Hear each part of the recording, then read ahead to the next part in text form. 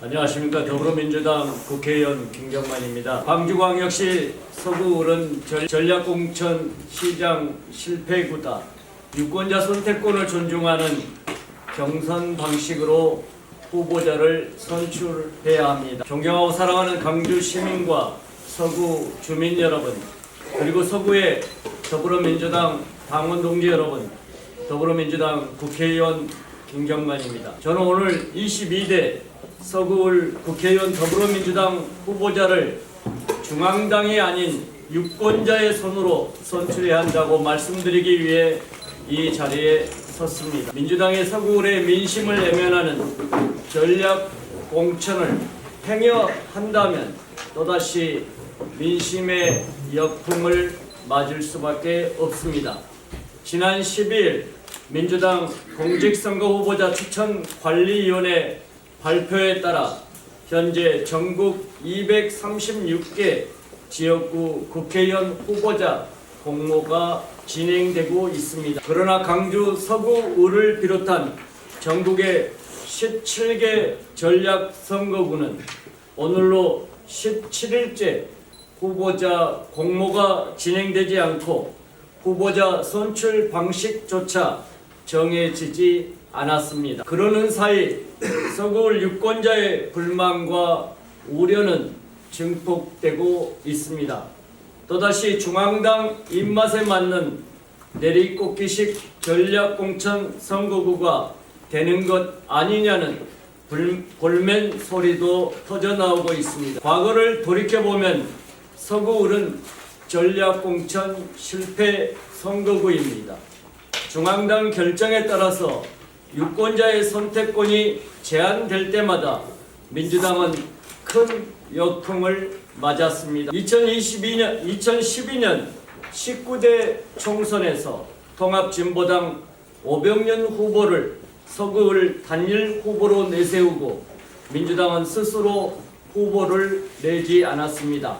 이때 유권자의 민심은 대거 이반되었습니다. 오 의원이 2014년 12월 헌법재판소의 통합진보당 해산 결정에 따라 의원직을 상실하자 2015년 재보선에서 유권자들은 민주당의 회초리를 매섭게 들었습니다.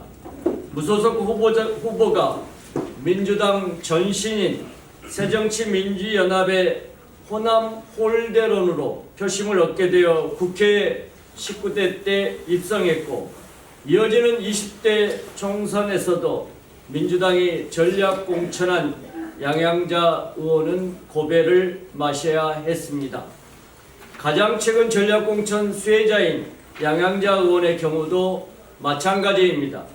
21대에서 결국 국회의원에 당선은 됐지만 1년 3개월 만에 민주당을 탈당했고 2021년 7월부터 서구을은 사고 지역구가 됐습니다. 지역위원장 선출마저 22대 총선으로 미루고 직무대행 체제를 강행했습니다. 서구을의 유권자의 눈높이로 돌이켜보면 지난 2년 반 동안 서구을은 선장 없이 표류하는 배와 같았습니다. 민주당은 2022년 지방선거에서 강주 민심이 보여준 역대 최저 투표율 37.7%의 의미를 잊어서는 안 됩니다.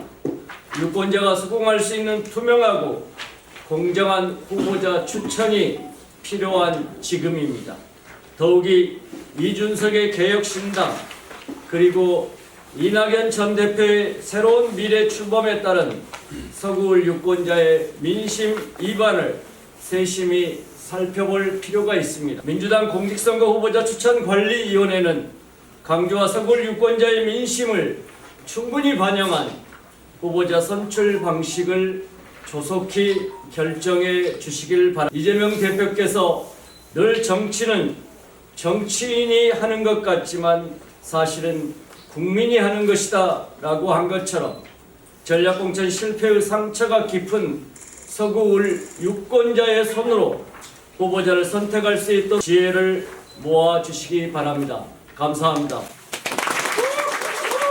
네, 혹시 질문 있으신 분 계시면 질문 받겠습니다. 예. 네. 광명주민시 박국일 기자입니다. 오늘 김용만 의원께서 이렇게 기자회견을 했는데 현재 양분아 의원님이나 또 김광진 후보나 그런 분들도 똑같은 마음을 갖고 계실까요? 또 어떤 마음일까요?